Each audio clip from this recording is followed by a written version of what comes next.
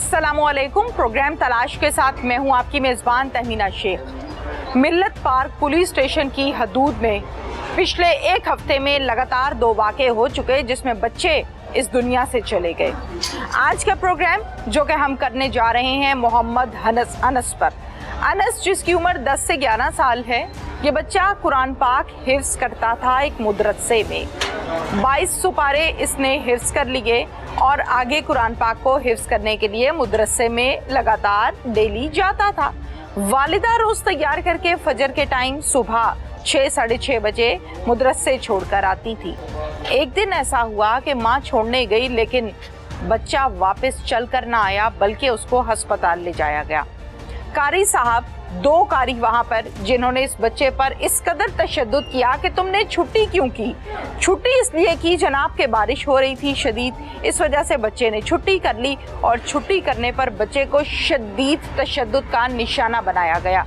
न सिर्फ तशद्दुद बल्कि कमरे में ले गए और ले जाकर टांगे बांधकर खूब मारा। जिस्म की 13 जगहों पर इंजरीज डिक्लाइन हुई हैं, नजर आई हैं। बताया गया है ये पोस्टमार्टम रिपोर्ट में कि 13 जगहों पर इंजरीज हैं। पसलियां तोड़ दी गईं, कंधे पर स्टिक्स मारी गईं, दिमाग का वो हाल कर दिया गया कि दिमाग काम न कर रहा था। जिंदा बचने की उम्मीद सिर्फ 2% थी, जो कि बच्चे के दादा को डॉक्टर की जानिब से बताई गई। हम अनस के घर चलते हैं, अनस की वालिदा से, अनस के वालिद से और उस भाई से जिसने ये सब अपनी आंखों से देखा, उनसे बात करते हैं। मोहम्मद अनस के घर पर मैं इस टाइम मौजूद हूँ। अनस 3 भाई थे जो कि अब दुनिया में 2 है और अनस चला गया अल्लाह के पास। ये बच्चा जो मेरे साथ बैठा हुआ है, हम इससे बात करेंगे और इससे जानेंगे कि इसने जो सब कुछ देखा वो क्या था, क्या कुछ इसने देखा। कारी साहब शैतान कैसे बन गए, कारी साहब हैवान कैसे बन गए। कारी साहब को तो अल्लाह ताला ने नूर बांटने के लिए रखा था, ये कारी साहब बांटने क्या लग गए। ये कुरान पढ़ाते पढ़ाते कारी साहब बच्चों की जान क्यों लेने लग गए। ये कारी साहब उस बच्चे को बच्चे की तरह ट्रीट करते, अगर छुट्टी कर ली थी तो डांट डपट कर लेते, कोई झाड़ लेते। ये कारी साहब किस तरह मारने लग गए कि बच्चे के हाथ पांव उल्टे हो गए, बच्चा अस्पताल पहुंच गया। उस माँ की आग से डरना चाहिए इस रियासत को, उस माँ की आग से डरना चाहिए इन इदारों को जिन्होंने इन्हें वैलिड कर रखा है कि हाँ जी आप दीन की तालीम बांटिए, हमें दीन की तालीम बांटने पर बिल्कुल भी एतराज नहीं। यकीनन कारी, उस्ताद, मुअल्लिम हमारे लिए काबिले फख्र है, काबिले एहतराम है। लेकिन ऐसे तमाम इंसान जो बने तो कारी बैठे हैं लेकिन लेते हैं बच्चों की जान, ऐसे लोगों को फौरी तौर पर उनके कैफ़े किरदार तक पहुंचाना चाहिए। वो माँ जो अपने हाथ से बच्चे को तैयार करके मदरसे छोड़कर आई थी कि मेरा बच्चा पढ़ने जा रहा है, उस माँ की आग से डरना चाहिए। उस माँ के दिल पर क्या बीतती होगी। मेरी बिल्कुल भी ये कोशिश नहीं है कि मैं उन जख्मों पर नमक डालूं या उन्हें फिर से हरा करूं महज इस प्रोग्राम की रेटिंग के लिए, लेकिन मैं उस माँ की आवाज जरूर बनूंगी कि वो आज भी यकीनन अपने बच्चे का इंतजार करती होगी कि अभी तक वापस नहीं आया। क्या दोबारा मैंने बच्चे को मदरसे नहीं छोड़ने जाना। हम इस बच्चे से बात करते हैं। अस्सलाम वालेकुम बेटा। वालेकुम। क्या नाम है आपका? मोहम्मद अशर। मोहम्मद अशर। अशर कितने बहन भाई हो बेटा? 3। एक अनस, एक अशर और तीसरा अफान। आफान। बाबा क्या करते हैं? बाबा बाहर के मुल्क काम करते हैं। ठीक है बेटा, आप क्या करते हैं? मैं पढ़ते हैं, हिफ्ज़ कर रहे हैं। कितना पढ़े हो? 2 पारे। 2 सुपारे, माशाल्लाह। और अनस ने कितना पढ़ा था? 22 पारे। 22 सुपारे हिफ्ज़ कर लिए थे। हाफिज साहब है भाई। हाँ जी। माशाल्लाह। अच्छा मुझे बताओ, उस दिन इकट्ठे गए हो बेटा? हाँ जी। मदरसे इकट्ठे गए हो? हाँ जी। क्या नाम है मदरसे का, पहले ये जरा बताओ। मदरसा तदरीसुल कुरान। ये कहाँ पर है? ये बैंक कॉलोनी। बैंक कॉलोनी मदरसा तदरीसुल कुरान, जहाँ पर बच्चों को तालीम हासिल करने के लिए दीनी कुरान पाक की भेजा जाता है, वहाँ पर आया है ये वकूआ। अच्छा बेटा बताओ जरा क्या हुआ, क्या था? आप लोग जब गए हैं, छुट्टी कर ली थी, क्या किया था? हमने छुट्टी की थी, उस दिन बारिश बहुत तेज थी। ओके। तो अगले दिन हम गए हैं तो हम बैठे रहे, तो कार साहब लेट आते हैं, 7 बजे कार साहब आए थे, हम 6 बजे गए थे। कारी साहब के आने का टाइम क्या है बेटा? 7 बजे आते हैं, 7:15 बजे। 7 सवा 7 आते हैं? हाँ जी। अच्छा ठीक है। चले अब मुझे बताएं, जब कारी साहब आए हैं तो मूड ठीक था या गुस्से में भरे आए थे? कार साहब आए थे तब भी गुस्से में भी थे थोड़े, तो आके हम गए सलाम लेने, तो सलाम का जवाब नहीं दिया, तो जवाब ही नहीं दिया? नहीं दिया। माशाल्लाह है कारी साहब, और दीन बांटते फिरते हैं। तो भाई को कहते हैं जाके सोटी लेके आओ। भाई को कहता है? हाँ जी। कौन से भाई को? अनस अनस को। वो नहीं गया, वो डर गया, फिर उन्होंने कहा जाके सोटी लेके आओ, समझ नहीं आया आपको। फिर वो गया, सोटी लेके आया, उन्होंने उसको भी मारा, मुझे भी मारा। उसी सोटी से? हाँ जी। जो अनस हाथ से लेकर आया? हाँ जी। वो बेहोश हो गया। क्या चीज थी बेटा वो सोटी? क्या थी? कोई छड़ी थी, कोई बांस था, क्या था वो? बांस की सोटी थी, उसके ऊपर टेप चढ़ाई थी। ओहो, सब बच्चों को उसी से मार पड़ती है? हाँ जी। पहले भी कभी पड़ी है? हाँ जी। तो बताया नहीं घर आके? बताया था, तो आगे से बाबा ने बात भी की थी उनसे। अच्छा। तो वो कहते हैं अब नहीं कुछ कहेगा, अब माजूर से। कब से पढ़ते हो इस मदरसे में? मुझे 4-5 महीने हो गए। ठीक है। अच्छा, उसको कल सोटी लेकर आओ। हाँ। तो वो लेने चला गया, स्टिक। हाँ। स्टिक लेकर आ गया। फिर बेटा? फिर उन्होंने कार साहब ने उसको भी मारा, मुझे भी मारा, वो बेहोश हो गया। तो उसके बाद उठा के उसको अंदर ले गए कमरे में, पीछे उसको स्टोर। कहाँ कहाँ मारा था? उसको हाथ पे मारा था। स्टिक्स मारी थी? हाँ जी। और पाँव पे यहाँ पे मारा था। कहाँ पे? ये इस जगह, टांगों पे? हाँ जी। अच्छा। तो उसके बाद उसको अंदर ले गए, बेहोश हो गया, उसको अंदर कमरे में ले गए, पीछे स्टोर था, तो वहाँ के लेकर गए? हाँ जी। अच्छा। तो उसके बाद आधे पौने घंटे बाद उसकी चीखों की आवाज आने लग गई अंदर से, 10-15 मिनट चीखों। कमरे से जहाँ हाँ पीछे जी। लेकर गए हैं? कौन कौन था उस कमरे में? कारी शेब और कारी इब्राहिम। अच्छा, 2 कारी चले गए? दोनों कारी अंदर थे कमरे में उसके साथ, जब चीखों की आवाज आ रही थी। भाई की? हाँ जी। फिर क्या कह रहा था? कह रहा था बचाओ बचाओ? हाँ जी। क्या कह रहा था भाई? बस जैसे चीखे मारते, जैसे दर्द जैसे होती है, चीखे मारते। तकलीफ हो रही? हाँ जी। अच्छा, फिर? तो उसके बाद फिर 10-15 मिनट आवाजें आती रही, हम बाहर निकलने की कोशिश किया, बाहर से दरवाजा बंद था, तो अंदर का उन्होंने स्टोर वाला ही बंद किया हुआ था। कारी साहब ने फटाफट दरवाजे बंद कर दिए? हाँ जी। तो अच्छा। हमने कोशिश की दरवाजा खोलने की, बाहर निकलने की, लेकिन नहीं खुला, तो हम फिर जाके बैठ गए अपनी जगह पे। थोड़ी देर बाद कार साहब आया, कहते हैं हमें कोई जिन्नात का असर था, जिन्नात का कोई असर था, तो हम दम करवा रहे थे, स्पेशली चीखे मारा था वो। अच्छा। तो फिर मैं बैठ गया जाके, 11 बज गए, उसके बाद छुट्टी का टाइम हो गया था हमारी। जाहिर आपका तो भाई है, आपको तो ज्यादा तकलीफ हो रही होगी कि मेरे भाई को मारा है और वो चीखे मारा है। कोशिश नहीं की कि भाई के पास भाग के जाऊं, बात करूं? जाने नहीं ना दिया था, उन्होंने कुंडे लगाई थी बाहर से भी अंदर से। जब बाहर आ गए थे ना कार साहब, तब उन्होंने अंदर बाहर से कुंडे लगा दी थी। तो हम क्लास में बैठे थे, उसके बाद छुट्टी का टाइम हुआ, तो मैं घर जा रहा था। तो कार साहब ने बुलाया, कार साहब कहते कहाँ जा रहे हो? मैंने कहा घर जा रहा हूँ। कार साहब कहते घर नहीं जाना। मैंने कहा मैं नाश्ता करना है, सुबह का मैंने नाश्ता नहीं किया। तो कहते फिर आप चलो घर चले जाओ, लेकिन आपने घर जाके ये सारा बात निपटाना, जो आपके साथ सुबह हुआ आपने देखा, सारा घर जाके निपटाना आपने। अगर आपने बताया तो आपका भी यही हाल होगा जो आपके भाई का होगा। तो फिर कहते आपने घर जाके कहना वो नात की तैयारी कर रहा। तो मैंने कहा जाके इस तरह कह दिया, क्या कहा? क्या बहाना सिखाया? नात की तैयारी कर रहा हूँ। ये कारी साहब हैं जो कहते हैं कि घर जाके तुमने बताना नहीं है कि मैंने तुम्हारे भाई को जिल्लात की तरह मारा है। घर जाके तुमने ये बताना है कि मैं नात याद कर रहा था और नात की तैयारी कर रहा था, इस वजह से लेट हो गया हूँ। ये है तो कारी साहब। अच्छा, फिर बेटा? तो उसके बाद फिर कहते चलो घर चल जाओ। अब फिर मैं घर से जल्दी आ गया था, रोटी खा के वापस आ गया था, जल्दी आ गया। 12 बजे तक आ गया था उधर वापस मदरसे के अंदर, तब दरवाज़ा खुला हुआ था। कार साहब नहीं थे, कार साहब सोने चले गए थे ऊपर। फिर आप आगे घर भाग गए? नहीं, फिर उसके बाद मैं अंदर चला गया कमरे में, जाके मैंने उसको देखा तो भाई को? हाँ जी।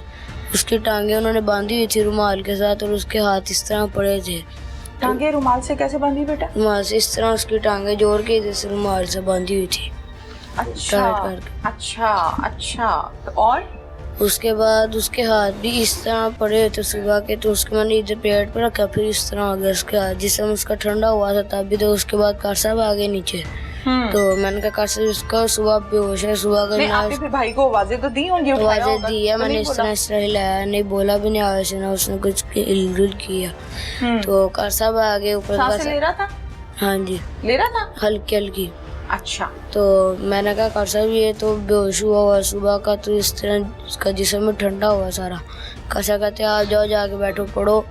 तो मैं डॉक्टर को बुला के चेक करवा लेता, फिर मैं बैठ गया जाके तो पढ़ने लग गया। तो कर साहब क्या नाम है, डॉक्टर को बुलाया, वो उसने आकर ड्रिप लगा दी। ड्रिप लगी, हाँ जी। अच्छा। ड्रिप लगी 5 बजे तक, उसने कहा था ड्रिप खत्म हो गई होश आ जाएगी। तो ड्रिप खत्म हो गई, नमाज से कोई 10-15 मिनट पहले उसको फिर भी होश नहीं आई। तो नमाज के बाद फिर उसको हॉस्पिटल ले गए थे उठा कर रिश्ते में डाल के। कौन लेकर गया? कारी शेब और कारी इब्राहिम, यही दोनों लेकर गए? हाँ जी, और ये साथ एक और बच्चा था। ठीक है, और आप घर आ गए? नहीं, घर नहीं आने दिया उनका था, मस्जिद में बैठे रहे अंदर। फिर कब तक बैठे रहे हो मस्जिद में? मगरिब की नमाज तक। फिर घर कब आए? घर नहीं आया था, उसके बाद मेरे दादा बोले नहीं आ गए थे, सीधा हॉस्पिटल ले गए थे। आप ले आए थे? अच्छा, ये माइक पकड़िएगा। अच्छा, बच्चा घर नहीं आया, फिर आप पीछे गए हैं मदरसे? नहीं, ये हुआ ऐसा है कि वो उसको 7 बजे का बेहोश हुआ है। इसको यानी असर की नमाज के बाद ये जब उसके मुंह से भी ब्लड निकलना शुरू हुआ है, तो फिर ये उसको ये न्याजी क्लिनिक ले गए हैं। ये चौरी कॉलोनी में समनाबाद में है क्लिनिक। तो उन्होंने कहा कि इसको कैसे ले गए, इसको फौरन अस्पताल का केस है, ये मेरा नहीं है भाई। तो उसको फिर ये हॉस्पिटल ले गए, गंगाराम ले गए इमरजेंसी में। वहाँ से फिर उन्होंने मुझे फ़ोन किया कि ये जी हाँ, नहीं ये इन्होंने घर वालों ने, ठीक है ठीक है जी, इन्होंने फ़ोन किया घर वाले, जो एक घर वालों को उन्होंने बताया ना, तो फिर दे गए। तो मेरी ये चौक पे दुकान है, उन्होंने कहा कि जी वो तो अनस की हालत बहुत ख़राब है, इसको तो फ़ौरन आ जाए। उन्होंने कहा कि इसको मारा किसने? उस्ताद ने, हॉस्पिटल वालों ने कहा। ठीक है। तो फिर उन्होंने कहा कि जिस बच्चे के सामने मारा ना उसको लेके आओ। मैं वो 1 मिनट में बस शटल नीचे करके मगर की नमाज के बाद ये इस्लाम फेर के उसको मैं दे गया। तो वो जो सर्जन है वो डॉक्टर है, फीमेल है, ठीक है, वो उस वक्त लगे हुए थे सब, बहुत उन्होंने केयर किया, बहुत कुछ। तो उसने फिर मुझे बोला कौन है आपका? क्या? मैं मेरा पोता है। मैं कहता हूँ, वो मुझे बाहर ले गई, बाहर ले फिर मुझे कहते हैं कि ये इस तरह ये सिटी स्कैन की उस वक्त रिपोर्ट आ गई थी। तो उन्होंने कहा कि ये तो इसके, मैं आपको बता रही हूँ सही, इसकी 2% उम्मीद है, 2% उम्मीद है इसकी। मैंने कहा मैं किसी और जगह पर ले जाता हूँ, मैं अल्लाह का शुक्र है मेरी कैपेसिटी है हमारी, हम 10-20 लाख भी लगा सकते हैं, मुझे बताएं मैं जनरल ले जाऊँ या इसको और ले जाऊँ। उसने कहा बेटा ये जो अंकल जी ये जो इसकी सिटी स्कैन है ना, चाहे जनरल ले जाएं चाहे अमेरिका ले जाएं, ये यही जो मैंने बता दिया ना, ये हमारे पास जो सर्जन है ना वो कम नहीं है। तो फिर मैंने बाहर निकल के, ये बैठे हुए थे बगैर, उस वक्त तो हमारे किसी के ज़हन में नहीं था, तो दोनों बैठे हुए थे। तो इन दोनों का नाम जरा क्लियरली, एक कारी शुएब है, एक कारी शुएब है, एक कारी इब्राहिम, ठीक है। तो ये बैठे हुए थे। फिर मैं जब उसने 2% बताया ना, तो फिर मुझे ये ज़ाहिर लगा, मैंने कहा इसको मैं अब कुछ नहीं कहूँगा। फिर मैंने चुप करके बाहर निकला, बाहर निकल कर दूसरे मेरे कज़न भी आ गए थे बेचे मेरे, तो हमने फिर 15 पे कॉल की, 15 कॉल करके ये थाना बिल्लतबाग में, तो इनको फिर कहा कि ये हमारा एक आदमी उधर वाकफ़ ही है, भाई जल्दी इसको ले गए, यहाँ फिर रहे हैं, ये यही है, यहाँ से रेस्ट। ठीक है ठीक है ठीक है। वो 20 मिनट के अंदर अंदर समझ लें वो डाला आ गया बिल्कुल। उन्हें वहाँ रिपोर्ट दर्ज हुई 15 पे, इनको ले गए। फिर उन्होंने कहा कि इसका ये करते हैं हम सिटी स्कैन। सिटी स्कैन तो हो गया हुआ था ना, उस सिटी स्कैन देख के तो उन्होंने बताया था कि ये इसकी ये उन्होंने रिपोर्ट दी कि ये तो 2% की उम्मीद है, ये तो नामुमकिन हो गया सारा काम ही। इसी वक्त तो हमें बस दौड़ भाग असल में शुरू हुई। तो फिर मेरे डॉक्टर ने बहरहाल वो डिसाइड किया कि इसका वो ऑपरेट करते हैं इसको दिमाग का। फिर इमरजेंसी से दूसरे वो ऑपरेशन थिएटर की तरफ उसको ले गए। जी हाँ बिल्कुल, वहाँ पे बाल भी उन्होंने मशीन फेर दी, तैयारी पूरी कर दी।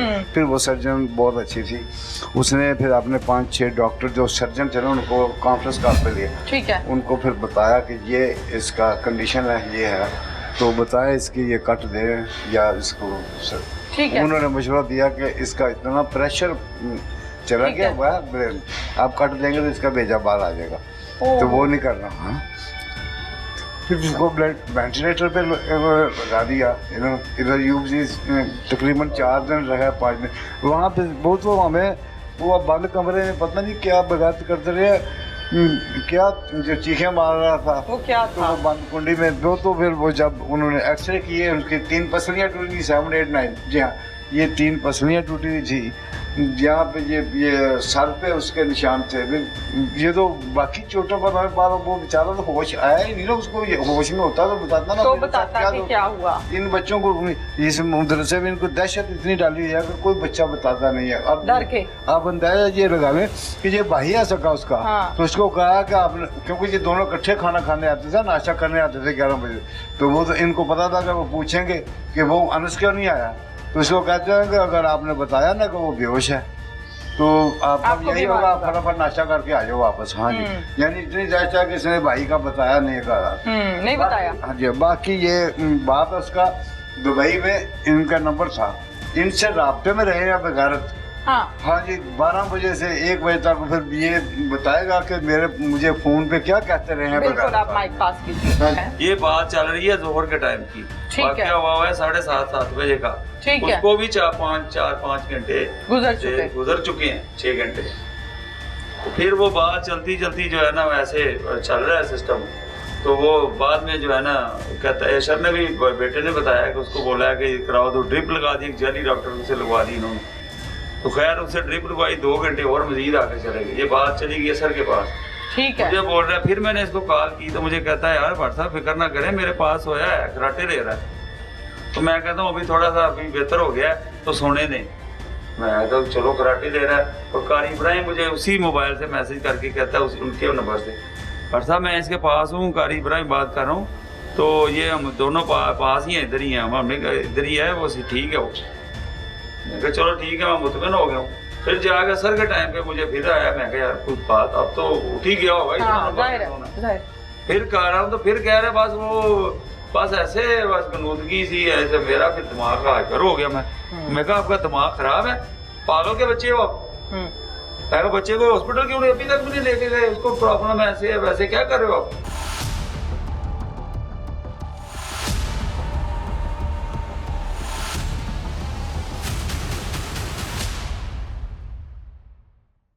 माइक देते हैं।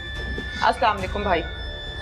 सबसे पहले तो जो हुआ वो सरासर गलत हुआ, और हमारा यहाँ पर आकर आवाज उठाने का मकसद ये है कि जिसने ये काम किया है वो बच ना पाए किसी सूरत। इंशाल्लाह। भाई कैसे खबर मिली थी? खबर असल में मुझे ना 1:45 बजे ये जो कारी शुएब है इसने ना बड़े रिलैक्स मूड में मेरे साथ बात की है। और भट्ट साहब कैसे हैं, तबीयत से ठीक है आपकी, और उधर सुनाए काम शाम ये वो, दुबई में कैसा चल रहा है आपका, सही है, गर्मी शर्मी होगी बड़ी। मैं कहा हाँ वो गर्मी तो आपको पता होती है इधर। तो मैं कैसा कॉल की थी, खैरियत को हुक्म ऑर्डर करें, कुछ चीज़ चाहिए कोई बताए मुझे, पहले भी मैं करता रहूँ आपको। कहता है नहीं कोई ऐसा मसला नहीं है, ये वो बात तकरीबन ख़त्म होने के पास थी, यानी और क्या बात ही नहीं थी। तो कहता है वो बस मैंने इसलिए बताया था कि यार वो ना 2 छड़ियाँ ना मैं तुहाडे मुंडे नूं मारियां ने, तो बच्चा तुहाडा जिहड़ा ना वो थोड़ा बेहोश जिहा हो गया सी। मैं कहा अच्छा, मैं कहा वैसे जोर से लगाई है, कोई दिल घबरा गया है या बात हो जाता है बच्चे को, बच्चा जो है। मैं कहा चलो ठीक हो गया ना, अब ठीक है ना, कोई मसला तो नहीं है। नहीं कोई मसला नहीं है यार, मैं वैसे ही आपको सलाह दे रहा हूँ कि बाप को पता होना चाहिए कि वैसा हुआ है। अच्छा। हाँ। मैं कहा चलो ठीक है, फिर आपको मसला तो नहीं बता, आप कोई मसला नहीं है, ऐसा होगा तो मैंने आपको बताना है। मैं मुतमिन हो गया हूँ। मैं कहता ठीक है फिर आप काम करें, खैरियत कोई ऐसी बात नहीं है। मैं मुतमिन हो गई, 1:45 बजे की बात है। अब वो ये बात चलती थी मेरे जो है ना दिमाग में, वो तो फिक्र तो बढ़ गई कि ये क्या हुआ है। थोड़ी देर आधा-पौना घंटा गुजरा, फिर मैंने कॉल की, खट साहब कैसे हैं, कॉल मिल नहीं रही थी। फिर मैंने कॉल की, फिर कोई कारी शाहिद है उधर ना जो मुंतज़मीन में है, वो जो सफाई वगैरह मौज़न है, इसका कॉल नहीं मिल रही थी। मैंने उसको कॉल की, मैं कहा यार वो इस तरह बता रहे हैं बच्चे का, अब ठीक है ना। कहता मैं बाहर हूँ, मुझे नहीं पता क्या हुआ है कैसा है।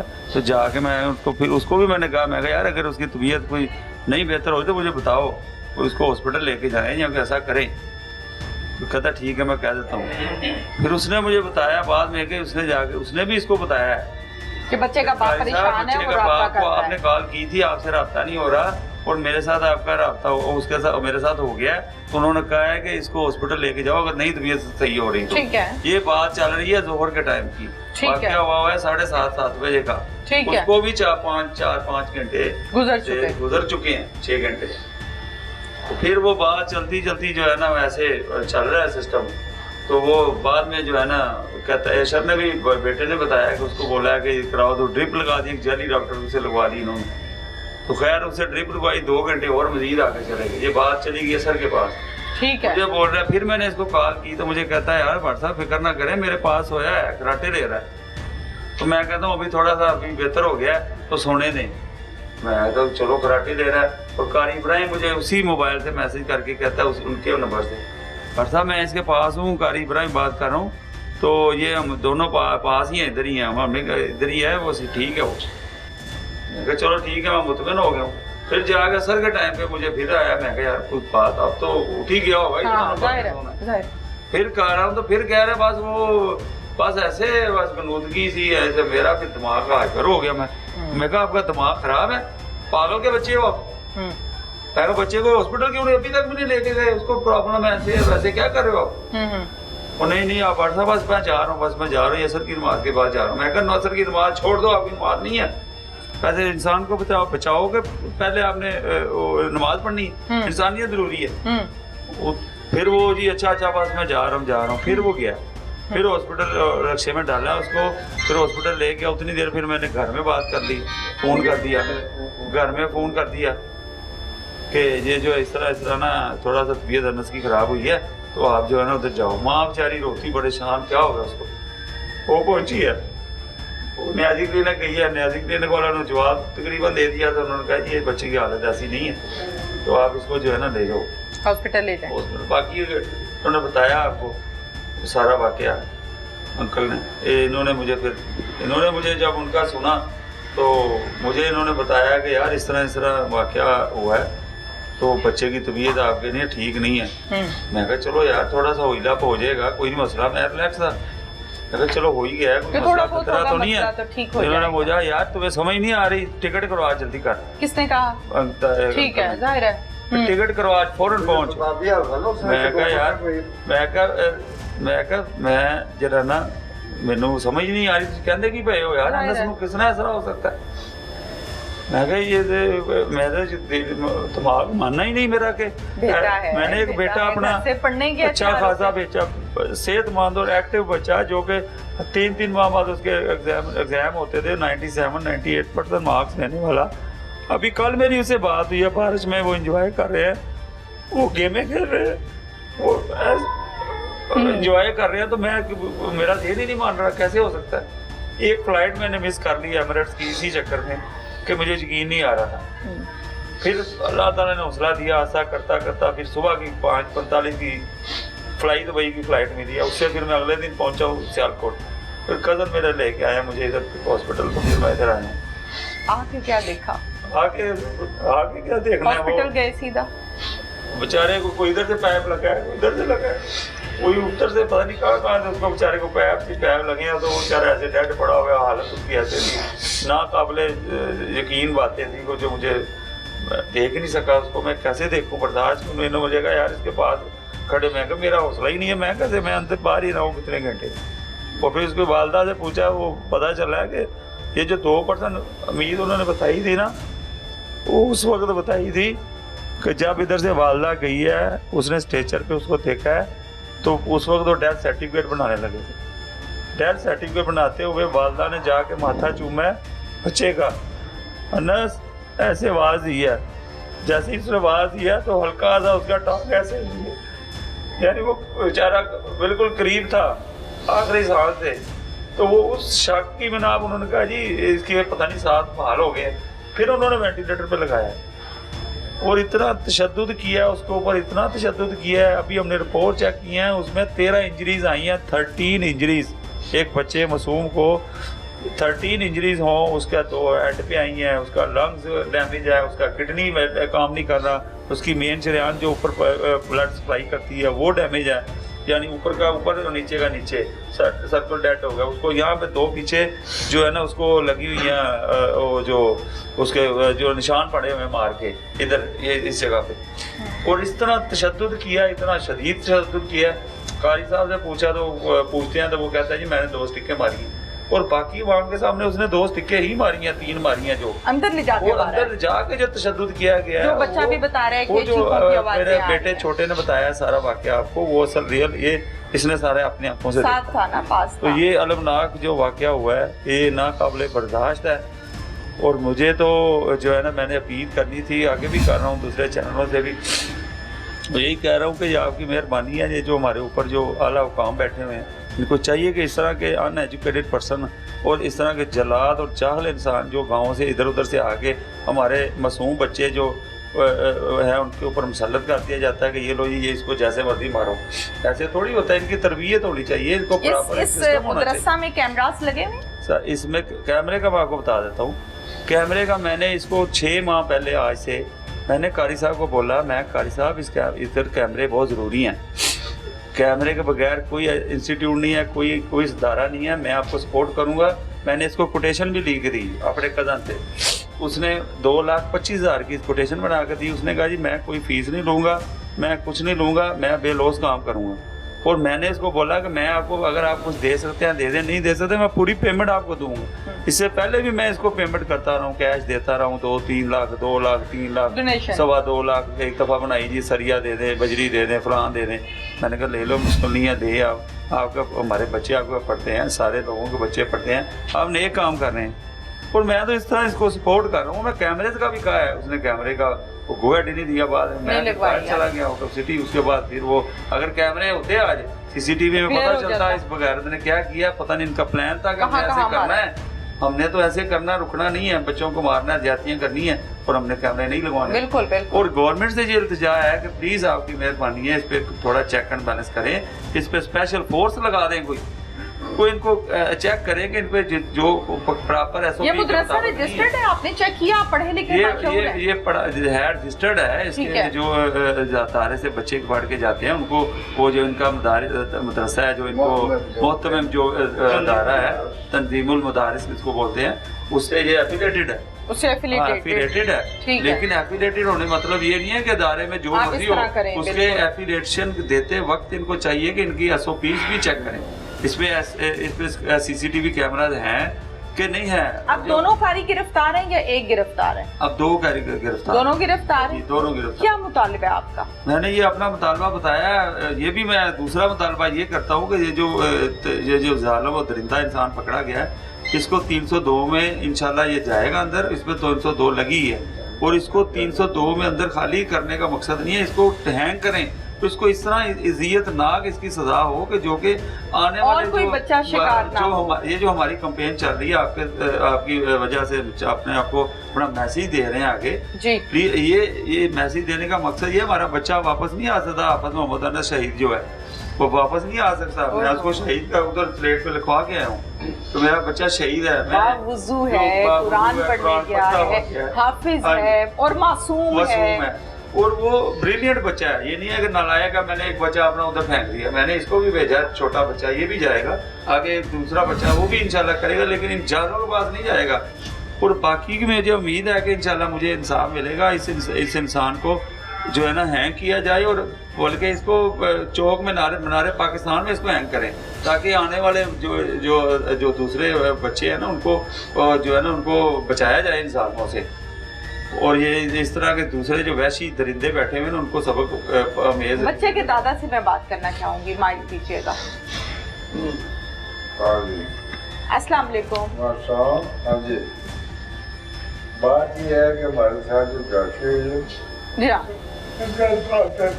जी हाँ जी हाँ, तो मिनिस्टर है वो मुझे भी है, हुकूमत है, मुझसे अपील है कि ये ऐसे से बचाएं जी, और इनको पाए बताए, इनको सजा दी जाए, फांसी दी जाए, बिल्कुल फांसी में लगाया जाए।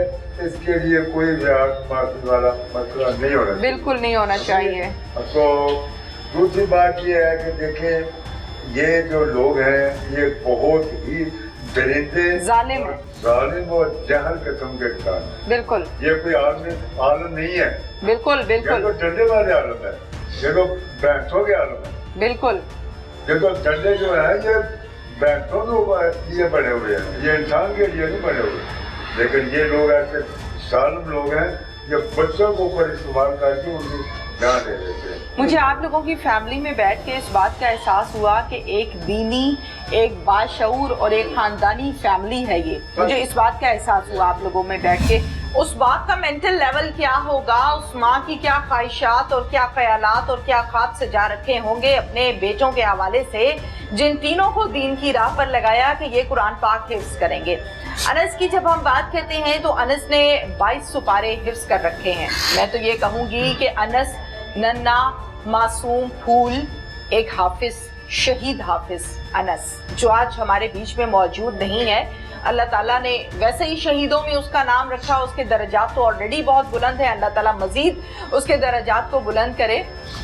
इस घर में जब सब फजर के टाइम उठते होंगे और उठकर अपने बच्चों को तैयार करके फिर मदरसे छोड़ने की तैयारी करते होंगे, ये दादा भी, ये बाप जो बच्चों की रोजी रोटी के लिए मुल्क छोड़कर बैठा है बाहर कि मैं इनके लिए अच्छा रोजगार तलाश करूं, सहूलियात दूं जिंदगी की तमाम, और वो माँ जो उंगली पकड़कर छोड़ने जाती थी मदरसे, उस माँ का आलम क्या होगा जब अगले दिन सुबह फजर के टाइम बेटा नजर नहीं आया बल्कि स्ट्रेचर पर नजर आया और उससे अगले दिन उसकी कब्र नजर आ गई। उसका दिल क्या कहता होगा, वो किस आहो बका और किस तकलीफ से गुजर रही होगी। दादाजी ये बताइए मुझे कि बच्चा जब सुबह उठ के तैयार होके मदरसे गया है तो आपसे मिल कर गया है? ये सुबह सुबह जाते हैं, मेरी शॉप है, मैं तो जाता हूँ 8 बजे, 8:30 बजे। ठीक है। वो हाँ, ये है कि ये बच्चे जो है ना वो सुबह नाश्ता करके वो आके तो कुछ लेके जाते थे बच्चे। मामा जाती थी, माँ जाती थी। मुझे तो अब पता ही नहीं होता था कि कब गई है अब आई है। मैं तो सोया होता है। आखिरी दफा अनस से क्या बात हुई? आखिरी दफा अनस से क्या बात हुई? अनस के साथ मेरी बात नहीं हो सकी ना। नहीं हो सकी। एक दिन पहले हुई होगी रात में। एक दिन पहले हुई है। वो मुझे बताइए। बाकी 2 दिन पहले बताइए। मेरी शॉप है, उसने नया मोटरसाइकिल दाल सीख ली। अच्छा। और मुझे कहता है दादाजी मुझे चाबी दो।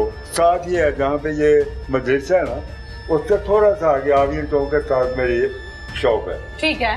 तो बच्चे को शौक होता है कि मैं थोड़ा जी जी मेरे पास आया, मैं कहना चाहिए बेटे ना लो चाबी, तो अभी तो नहीं हो, नहीं दादाजी मुझे तो चला के मोटरसाइकिल चला के आ गया। मैंने उसको छीनने पे लगाया,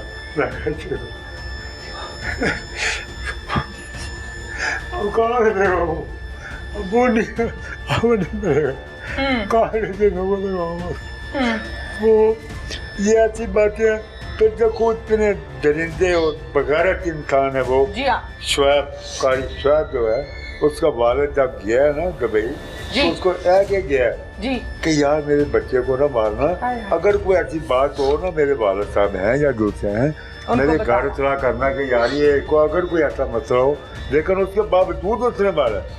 तो मैंने तो ये समझा यार दीदा दनिस्ता तौर पे उसने इसको कत्ल किया है। इतने जालिम दरिंदे क्या करें इनको, इनके ये तालीम है, इन मौलवियों से एक दाढ़ी रखी है, अब क्या कमाल करें। बिल्कुल। ये तो दीन का बेड़ा गर्क कर रहे हैं। बिल्कुल। और आवाम का ये कारी के नाम को बदनाम कर रहे हैं, ये मदरसे को बदनाम कर रहे हैं। क्या करेंगे? ये तो दीन के दुश्मन बन गए। तो मैं इसलिए कह रहा हूँ जो हमारे वजीर हैं, वज़रा हैं, सब आते हैं तो हम ये करते हैं वो करते हैं, अब इनको नजर आना चाहिए कि देखो हमारे मार्के में क्या कुछ हो रहा है। बिल्कुल। इनकी आंखें खुलनी चाहिए। ये नहीं है कि वोट लेने के लिए आगे हमें वोट दो जी हम ये करेंगे इंशाल्लाह से कर लेंगे, ये क्या कर रहे हैं? ठीक है, बिल्कुल पूछना चाहिए इन लोगों को, दरिंदों को कि ये क्या हो रही है, अभी ये क्यों ऐसा कर रहे हो? तो मिनिस्टर तक अभी कोई नहीं आया। ठीक है, माइक दीजिए। अभी तक कोई वजीर, कोई वज़रा, हुकूमत का आदमी, मीडिया आ रही है, दूसरे लोग आ रहे हैं, पुलिस आ रही है। ठीक है। तो यहाँ के वजीर हैं जो वोट लेके हमारे असेंबलियों में जाते हैं, ये करते हैं, वो करते हैं। आज तक एक भी आदमी नहीं आया हमारे, कोई नहीं आया, अब नहीं है कोई मिनिस्टर। हाँ, तो कल अगर वो आएंगे, हमारे 200-250-300 वोट हैं, वो आ जाते हैं, कटुओं में गिरे होते हैं इधर, क्या करना है? वोटिंग के आप टाइम नहीं आएंगे तो कल यहाँ पे आएंगे तो वो जाहिर है कि हमसे क्या देंगे? बिल्कुल सही है, अगर हमें कुछ नहीं देंगे तो हमसे क्या देंगे? बिल्कुल फिर कहेंगे जी गलती हो गई जी, माफ कर दिया जी, ऐसे हो गया जी, ये हो जी गया। हाँ। फिर वो चक्कर देंगे, जैसे ये मोदी चक्कर दे रहे हैं वैसे वो भी चक्कर देंगे जी हाँ, वोट लेने के लिए। तो हम ये नहीं चाहते, हम कहते हैं कि ये मुआशरा जो है इसको सही करो। सही कह रहे हैं आप। वोट देते आप लोगों को, यार ये मुआशरा देखो, मुल्क का सोचो, कौम का सोचो। इस तरह तो जो चाहेगा उठेगा, दरिंदगी दिखाएगा और मारना शुरू कर देगा अगर कोई एक्शन नहीं लेता सही तरह से। और अदार है कि ये कोई कारी नहीं है, कुरान में दीन नहीं है। बिल्कुल, लाले में दीन ये कहाँ मारते कुरान हैं पाक बच्चों को। हिफाजत करते हैं, दूसरे करते हैं, तो इनको नौकरी चाहिए। जी हाँ, और ये जाटों से आ जाते हैं वो डंगर काटने वाले, डंडे वाले, तो उनको कहता है भाई आपको 5,000 या 10,000 रुपया देंगे, इन बच्चों को कुरान को पढ़ाना है। उनको पता ही नहीं कि ये बच्चे हैं, इसको कैसे पढ़ाना है, दीन कैसे फैला है। दीन डंडे से नहीं फैला, दीन प्यार मोहब्बत और इखलाक से फैला।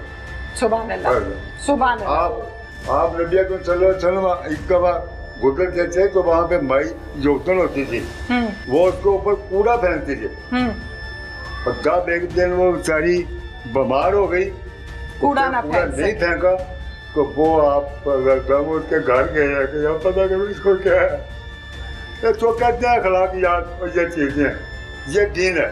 ये दीन है। ये कौन सा दीन है कि डंडे के साथ मार रहे हैं, पीट रहे हैं, जान लीवा उसको कर रहे हैं। ये तो जाती है जुल्म है। और इन लोगों को मैं अपील करता हूँ इन लोगों से कि यार हमें इंसाफ चाहिए। ठीक है, हमारे साथ बहुत जुल्म हो रहा है, ये बर्दाश्त से ज्यादा नहीं होता, बर्दाश्त नहीं होता। तो आपकी मेहरबानी है कि आप जो कर रहे हैं माशाल्लाह। मेरा बच्चा तो वापस नहीं आ सकता ना, इंसाफ चाह सकते हैं, इनको फांसी होनी चाहिए, इसलिए कि आइंदा किसी और बच्चे के साथ ऐसे ना हो सके, किसी बच्चे के साथ ऐसा ना हो। इनको माफ़ी नहीं मिलनी चाहिए, ठीक है, कभी भी माफ़ी नहीं मिलनी चाहिए। अगर ये छोड़ भी देंगे तो मेरा अल्लाह इंसाफ करेगा। आला हुकाम प्रोग्राम में आप ये सुन रहे हैं, वज़ीर आज़म सुन रहे हैं, इदारे सुन रहे हैं कि एक माँ रो रो के बिलक बिलक के कह रही है कि मेरा बच्चा जो इस दुनिया से चला गया, उस पर इतना तशद्दुद किया, मुझे उसका इंसाफ चाहिए।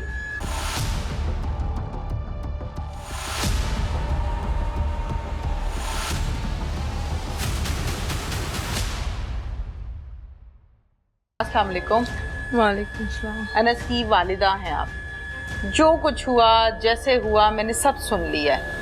हम आपके साथ हैं, इदारे आपके साथ हैं। मुतालिबा क्या आपका, क्या चाहती हो? खुल के बताओ। एक माँ जो है वो बताए कि वो क्या चाहती है। माँ क्या चाह सकती है? एक इंसाफ ही चाह सकती है। मेरा बच्चा तो वापस नहीं आ सकता ना, इंसाफ चाह सकते हैं, इनको फांसी होनी चाहिए, इसलिए कि आइंदा किसी और बच्चे के साथ ऐसे ना हो सके, किसी बच्चे के साथ ऐसा ना हो। इनको माफ़ी नहीं मिलनी चाहिए, ठीक है, कभी भी माफ़ी नहीं मिलनी चाहिए। अगर ये छोड़ भी देंगे तो मेरा अल्लाह इंसाफ करेगा। आला हुकाम प्रोग्राम में आप ये सुन रहे हैं, वज़ीर आज़म सुन रहे हैं, इदारे सुन रहे हैं कि एक माँ रो रो के बिलक बिलक के कह रही है कि मेरा बच्चा जो इस दुनिया से चला गया, उस पर इतना तशद्दुद किया, मुझे उसका इंसाफ चाहिए।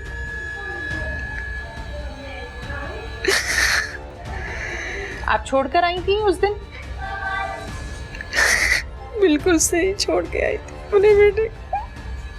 एक छुट्टी करने में ऐसे थोड़ी होता, कभी उसने छुट्टी नहीं की, टाइम पे उठता था, एक आवाज़ देती थी फौरन उठ के बैठ जाता था। जिस दिन बारिश हुई है यूनिफॉर्म पहन के बैठा है, 4 दफ़ा दरवाजे के पास देख के आया, मम्मा बारिश कम हो गई तो मैं चला जाऊँ, कारी साहब मारेंगे।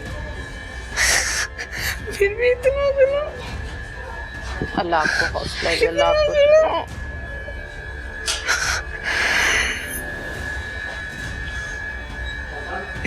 इतनी इज्जत करता था उनकी, इतनी इज्जत करता था कारी साहब की। मैं क्या सवाल करूं, एक तरफ बाप रो रहा है, एक तरफ माँ रो रही है, और दुख और तकलीफ का आलम यह है कि बोल नहीं पा रही, उसकी आवाज़ नहीं निकल रही कि इतना जुल्म। बारिश को 4 मरतबा वो बच्चा देख कर आया, सहन में बारिश रुक गई है तो मैं जाऊंगा पढ़ूंगा, लेकिन बारिश नहीं रुकी। वो रहमत थी, वो नहीं रुकी, लेकिन इनके लिए बन गई जहमत। क्या कहा जा सकता है, मोहल्लेदारों से बात करते हैं। अल्लाह आपको हौसला दे, सब्र दे। क्या नाम है बेटा? उमैर। उमैर। उमैर, आप भी इसी मदरसे में पढ़ते हो? जी, मैं इसी मदरसे में पढ़ता था। पढ़ते थे, क्यों छोड़ा बेटा? मुझे भी कारी शुएब साहब ने मारा था। कारी शुएब, ये वही कारी हाँ। जिसने इस बच्चे जी, को मार दिया? क्या जी। मारा था? वो बांसी सोटी है उसके पास, वही मारते हैं। अच्छा जी, वही उसने मुझे मारी थी। 12 रबीउल की छुट्टी की थी बस मैंने। इस बात पे? जी, अगले दिन गया हूँ और जाके उसने इतना को मारा था मैंने, तो मुझे ना जिस्म पे लाशें पड़ गई थी। अच्छा। जो मैं घर आकर वालिद को दिखाई, वालिद ने मुझे छुड़वा दिया छुड़वा दिया। उन्होंने। उसके पास गए थे हम, फिर उसको जाके कहा मेरे वालिद साहब ने तो आपने बच्चे को क्यों मारा है? वो आगे से मुझे कह रहा था जी इधर डंडा ही चलता है, आपने पढ़ना है पढ़ो, नहीं पढ़ना तो जा सकते हो। अच्छा, जी। फिर आपने छोड़ दिया? मैंने छोड़ दिया। ये कब की बात है? ये हो गया साल 2 साल होने वाले हैं। ये हर बच्चे को डंडों से मारता है? ऐसे ही मारता है? ऐसे ही छड़ियों से? ऐसे ही मारता। ये इनका एक स्कूल भी है पकड़े थे स्टाफ पे, उधर भी बच्चों को ऐसे ही मारते हैं। वो पिछली से समनाबाद में भी वाकया हुआ, बच्चे को मारा, वो पंखे के अंदर दिमाग की हड्डी उसकी फ्रैक्चर हो गई। ओए होए, तो बच्चे को उठा के पंखे में मार हाँ जी, दिया? ऐसे ही मारते हैं। वो कितना उसका सा भाई बच्चा है, था? वो भी छोटा ही था, आने से थोड़ा सा बड़ा होगा। कितना, 6-7 साल का? हाँ, इतना ही होगा, पता नहीं। बच्चे को उठा के पंखे में मारा है? पंखे में मारा है, उसका भी दिमाग की हड्डी फ्रैक्चर हो गई। समनाबाद में इनका वो दर्द हुई है। हाँ। 3 जने, वो अपनी दादी की पील करवा के आया था। अब ये कारी शुएब ने अंश के साथ एक ही सिस्टम है पूरा? हाँ जी, ये मतलब कारी शुएब का स्कूल है वो भी? वो कारी शुएब का नहीं, ये कारी वदूद है इनका बड़ा जोन सा है ना, वो कारी वदूद है। और वो कारी वदूद है, वो कारी वदूद ने आगे ये कारी साहब रखे हैं। कारी वदूद का भाई है काजी, उसका एक स्कूल है। वो ऐसे अच्छा। मारते हैं, सारे दहशतगर्द हुए हैं। ठीक है, अस्सलाम वालेकुम। वालेकुम अस्सलाम। बाबा जी यहीं रहते हैं आप? जी, अब मैं यही रहता हूँ, मैं उसका दादा हूँ। हाँ जी, अंश का। जी जी। हाँ जी। क्या कहेंगे अनस बस के लिए? मैं और बातें ज़्यादा नहीं करता। अब ये सब उलमाए दीन सुन लें कि जो कोई अदारा, कोई मौलवी उसका साथ देगा, जुल्म वाले का साथ देगा, दिन क़यामत को उनका गला होगा, हमारा हाथ होगा। बस इससे आगे मैं कुछ नहीं कह सकता। ये सबसे बड़ी बात है कि ये जो आजकल जो कुछ हो रहा है ना, उसके पीछे जो कुछ मीटिंगें हो रही हैं छुड़ाने के लिए, तो उनको मैं वार्निंग देता हूँ कि दिन क़यामत को तुम्हारा गला होगा, हमारा हाथ होगा, वहाँ बेइंसाफ़ी नहीं है। बस इससे बड़ा ज़्यादा में। ठीक है, अस्सलाम वालेकुम। वालेकुम सलाम। आपका क्या नाम है? मेरा नाम मुबशिर है। मुबशर, आप यहीं रहते हैं? जी। जी मुबशर। ये भांजा है मेरा। इसको भी मैंने इन दोनों भाइयों को देख के वहाँ पे दाखिल करवाया था अपनी सिस्टर को कह के। ठीक है। तो तकरीबन 3 माह ये गया उधर, लेकिन इसका भी उसने यही हाल किया था। ओहो। इसके एक दिन आया, ये इसके हाथों पे इसने स्टिकें मारी थी, और स्टिकें मैं आपको बताता हूँ कौन सी मारी थी। हाँ हाँ। जो फर्शी टाइलें नहीं होती, जी जी। फर्शी टाइलों को तोड़ के उसकी चपटियाँ बना के ना, अच्छा। टाइलें जो लगती हैं उसकी टाइल की स्टिक बना के, तो वो उसके उल्टे और सीधे दोनों हाथों पे मारी। हो। यानी सीमट इतने की सूजे कह हुए रहे थे इसके हाथ, इतने सूजे हुए थे। इसको देख के मेरे तो अब्बू कह रहे थे कि इसी भाई जाके पर्चा करवाते हैं इन पे। हाँ। लेकिन फिर इसके जो अब्बू हैं वो ज़रा कूल माइंड है, वो कहते हैं चले छोड़ें। फिर मैंने इसको अगले दिन इसी मदरसे से उठा लिया था। ठीक है बेटा, कि आपने किया क्या था जो इतना मारा उसने? मंजिल नहीं याद हुई थी, मंजिल नहीं याद हुई, टाइम पे नहीं सुनाई, इसलिए मारा था। कितनी स्टिकें मारी थी? 4 या 5 हाथों पे, सीधे भी उल्टे भी? ओए होए होए होए होए। फिर आपने छोड़ दिया? जाहिर है बच्चे ने छोड़ना ही था। अगले दिन इसे छुड़वा लिया। फिर मैंने कहा कि ये बहुत जालिम है, बल्कि मैंने आसिम भाई को भी कहा कि मैंने कहा तुम भी यार ये बड़े जालिम मौलवी हैं, देखो इसका क्या हाल किया है। तो वो कहता है यार मेरा बच्चा 2 साल से पढ़ रहा है, लेकिन चलो थोड़ा बहुत तो मारते ही हैं स्टिकें, तो कोई मसला नहीं है, कोई इशू नहीं है। अब मैं उससे पूछता हूँ कि मैं कहा देखो अब तुम लगवा लो उसको 2 स्टिकें, तो अब देखो उसका क्या हाल किया। ठीक है, अस्सलाम वालेकुम। वालेकुम सलाम। क्या नाम है आपका? मोहम्मद अनवर नाम है मेरा। मोहम्मद अनवर। अनवर साहब क्या कहना चाहते हैं? मैं ये कहना चाहता हूँ कि जो मैं हुकूमत से ये कहना चाहता हूँ, कोई भी मदरसा है जहाँ मुझे बच्चों को कुरान हिफ्ज़ देख करवाते हैं कारी साहब वगैरह, इनके जैसे दूसरे जो एजुकेशन का होता है, वो टीचर को 3 महीने की ट्रेनिंग होती है बच्चों को कैसे पढ़ाना है, कैसे ट्रीट करना है। कम अज़ कम ये जो कारी साहब ने एजुकेटर कम मैट्रिक यहाँ पे पढ़े हों, इनकी 3 महीने की 4 महीने ट्रेनिंग को बाकायदा इनको बताया कि बच्चों को कैसे Treat ट्रीट कैसे करना है, करना बच्चों है। को ट्रीट कैसे करना है, बच्चों को मारना नहीं है, तशद्दुद नहीं करना। खुदारा ये ऐसा कानून बनाए कि जो भी कारी जाता है किसी भी, ये पूरे पाकिस्तान में ये चेक करें कि जो भी कोई कारी वो बच्चों को पढ़ा रहा है वो तालीम याफ्ता है कि नहीं है, ठीक है। उसको इतना शौर है कि नहीं है कि बच्चों को मैंने कैसे ट्रीट करना है। ठीक खुदारा है। ऐसा निज़ाम बनाया जाए कि ताकि ये आइंदा ऐसा वाक़या ना पेश आए। बिल्कुल ठीक है। अस्सलाम वालेकुम। आप भी यहीं रहते हैं? जी जी। क्या कहेंगे इस मदरसे के बारे में, इस कारी के बारे में? मैं यही कहूँगा कि इंतज़ामिया को हर बच्चे मदरसे का ऑर्डर करना चाहिए। तो जो टीचर रखे हुए हैं, जो हफाज रखे हुए हैं, इनकी क्वालिफिकेशन होनी चाहिए, कोई तरबियत, कोई ट्रेनिंग भी होनी चाहिए। ट्रेनिंग होनी चाहिए। हम उलमा ऐसे नहीं करते हैं, ये हमारे मज़हब को बदनाम कर रहे हैं, इस्लाम को। उलमा या मौलवी ऐसे नहीं करते, ये हफ़ज़ बच्चे रखे होते हैं, वो खुद पहले मारे खा खा के वैसे पढ़ते हैं, तो वो मेरा ख्याल में मिडल भी नहीं होते, सिर्फ हिफ्ज़ किया हुआ तोते की तरह कुरान हिफ्ज़ कर लेते हैं, आगे बच्चों को पढ़ाना शुरू कर देते हैं। और अगर उनको खुद थोड़ी बहुत भी सेंस हो तो वो इस तरह ना करें। पढ़ाने का भी तरीका होता है।